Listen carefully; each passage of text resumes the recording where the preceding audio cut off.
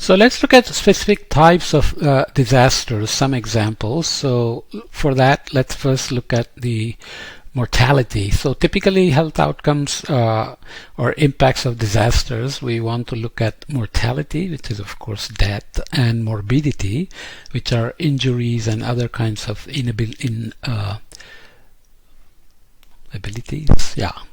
impacts left behind without causing mortality, and including mental health. We will see that that's a serious issue as well, behavioral problems. In terms of mortality rate among top 10 disasters for each category of extreme weather hazard over 1900 to 2013, these are per 100,000 affected. Drought caused 876 deaths, floods 461. You think floods are massive disasters that cause lots of damage and loss of life, but actually droughts eventually cause more deaths, and we think of drought as something that happens over slower timescales than floods, which arrive suddenly, whereas now we know that flash droughts can emerge rather quickly as well in global warming, especially in the western US and parts of India and China and elsewhere in Africa and so on. Heat, 48 per 100,000 affected. Landslides, which can be related to heavy rain events, unsafe constructions, and living on slopes that are unsafe, or deforestation and monocropping of the slopes where same amount of rain can cause landslides and deaths. So that's 235 per 100,000 affected. Storms, 342, and wildfire at 39. So remember that drought, just in terms of mortality, is way ahead of everybody else, almost twice the next biggest one as caused by floods.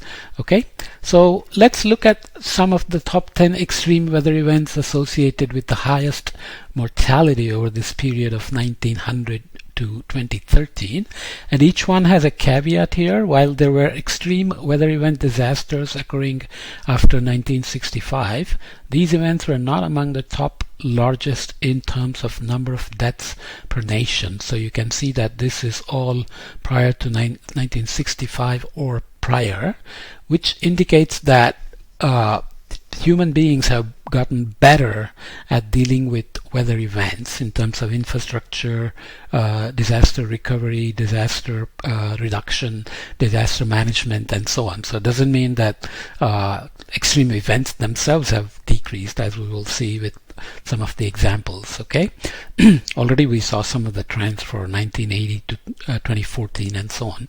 So the hazards run from flood, drought, and the countries are mostly in the developing world. So China, India figure a lot in this list, and Bangladesh and Soviet Union here.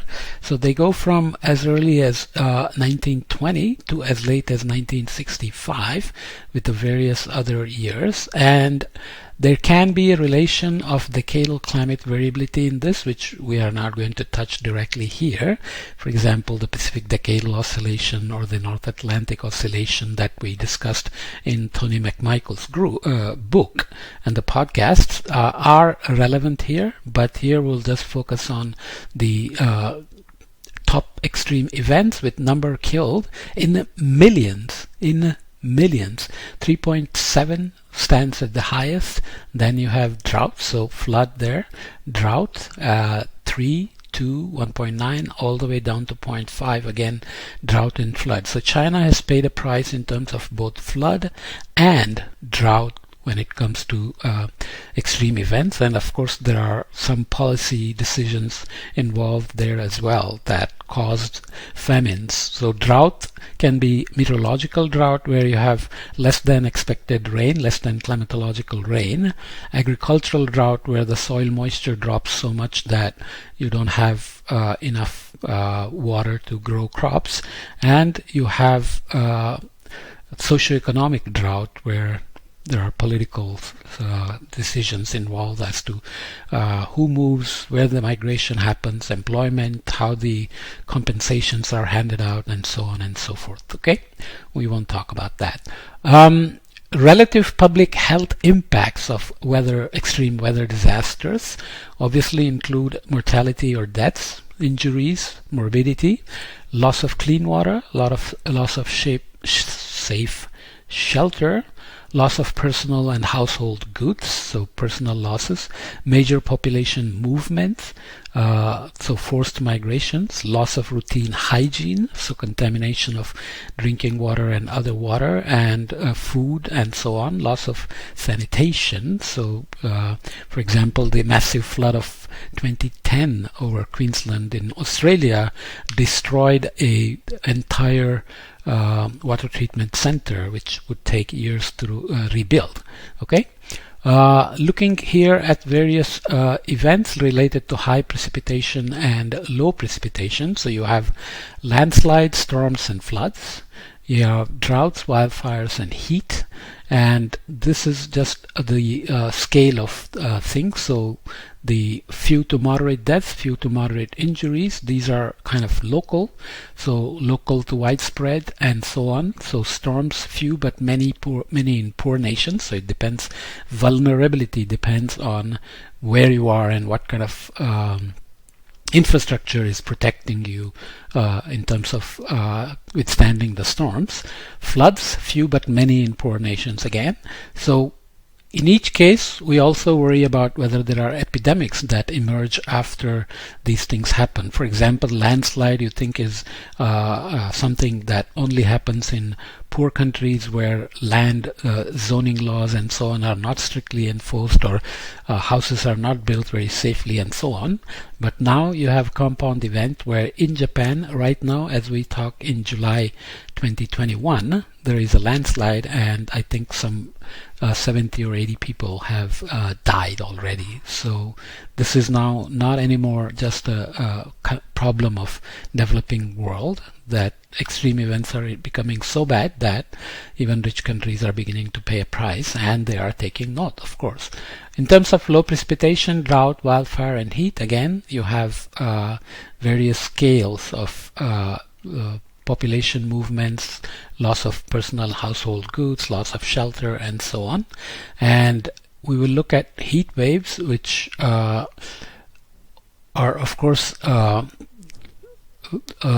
be dealt with, because now the forecasts have become very good for heat waves, droughts, floods and storms. So that is contributing to reduced mortality as well as reduced injuries, losses and loss of sanitation, etc. So there is the whole sustainable development and infrastructure and health resilience and so on, and then there is the shorter time scale prediction systems which can help the system get ready to deal with disasters as they are coming seasonally, like a wildfire season, monsoon season, cyclone season and so on. Okay, other things involve disruption of solid waste management, public concern for safety, increased pests, loss or damage of healthcare system, which can be serious, worsening of chronic illnesses, not necessarily infectious disease, loss of electrical power, toxic exposures and food scarcity. Okay, again they can be very local, moderate or high depending on various factors. One of the things that seems to be underestimated is the behavioral change and the mental health effects of these various disasters caused by extreme events. Okay, so this is looking at that kind of a schematic. So resilience is where there is a shock to the system at individual level, community level, or at global level, like the pandemic, and it's a measure of how quickly the system recovers. Okay, so things that are involved are depression, post-traumatic stress syndrome, anxiety and complex grief. So there are distress reactions, psychiatric psychiatric disorders and health risk behaviors. Okay, drinking, child abuse, domestic abuse, loss of employment leading to alcoholism, and so on, smoking, etc. Change in sleep patterns, irritability, distraction, isolation, avoidance, decreased sense of safety. Okay, so here we are: smoking, alcohol, over dedication, change in travel, separation anxiety, and so on and so forth. Okay, so we will come back and look at specific events in droughts, floods, wildfires, and so on, and talk a little bit about the health outcomes. They are always related to floods, waterborne diseases, droughts, nutrition, malnutrition, food security issues, heat waves, exacerbation of chronic diseases like asthma or pulmonary COPD, chronic obstructive pulmonary diseases, and so on and so forth. So we'll put some specifics behind these instead of listing lots of diseases. Okay, we'll come back and do that.